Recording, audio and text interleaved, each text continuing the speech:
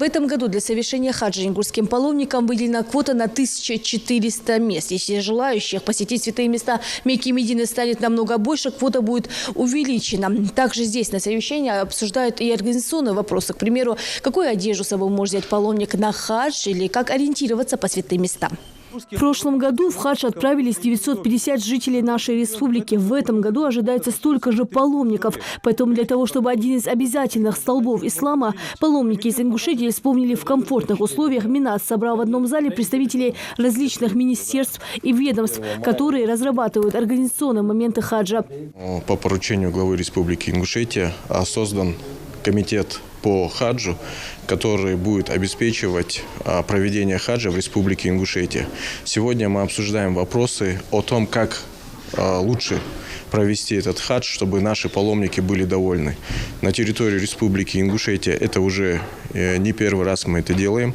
Обеспечиваем международную зону в аэропорту Магас для того, чтобы наши паломники могли вылететь напрямую из Магаса в Джидду либо в Медину. Чтобы не повторялись ошибки, которые часто совершают паломники по прибытию в Мекку и Медину, необходимо прочитать ознакомительную литературу, которую предоставит паломникам комитет по хаджу республики. Человек не должен теряться, он постоянно должен быть внимательным, должен сосредотачиваться в тех иных случаях, чтобы не потеряться в толпе. Потом он должен строго выполнять те предписания, которые им диктуют те руководители, которые их ведут. Вот если он что-то из них пропустит, потом бывает, я не услышал, я не расслышал, я не обратил внимания.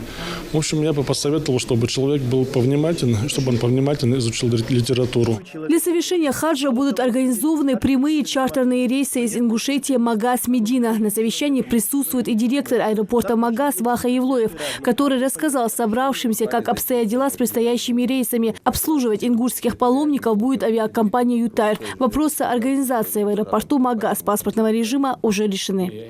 У вас работа когда начинается? Или уже начитали? Уже начитал. Тогда горячая линия должна быть, Руслан. Есть горячая линия, по которым люди могут обращаться к вам? Есть. Ну, вы по телевидению и печатное издание, где полностью опубликуйте свои телефоны или сайт вашего именно. Хотя и до хаджа остается много времени, предстоит большая работа по организации поездки для паломников, обеспечению их транспортом, необходимыми медикаментами. Большая работа предстоит и таможенной службе. Комитет по хаджу разрабатывает путевки для паломников, чтобы все было доступно и не пришлось тратить большие средства на такси. Ну а работа по приему документов от паломников в комитете по хаджу уже началась. Оплата на Москву, в самолет езги, гостиницы, сбол, сатары, сбол чахбаху болыш. Здехали, трогал, агидмец.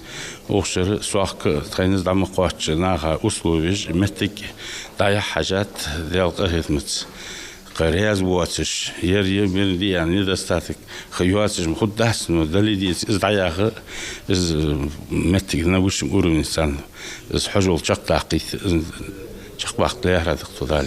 В России также выработан уникальный опыт взаимодействия духовных управлений мусульман и органов государственной власти в вопросах подготовки проведения хаджа. По оценкам Министерства хаджа Королевства Саудовская Аравия, по итогам кампании последних нескольких лет хадж-миссия России признавалась одной из лучших. Ну а я напомню, что первые паломники из Ингушетии отправятся в хадж в июле этого года. Рина Цычоева, Адам Далаков, Новости 24.